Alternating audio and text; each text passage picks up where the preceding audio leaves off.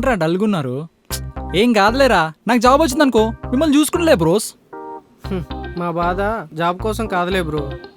మరి మేము లవ్ చేస్తున్న అమ్మాయి నీకు ఓకే చెప్పడం మాకు ఇష్టం లేదు. ఓ అదా మీ బాధ?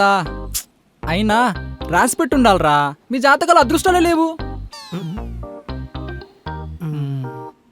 మంచిదైంది, ఇప్పటికైనా వీళ్ళ నుంచి దూరం పడ్డా.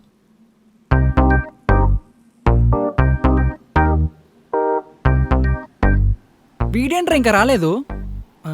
ఫోన్ చేద్దాం.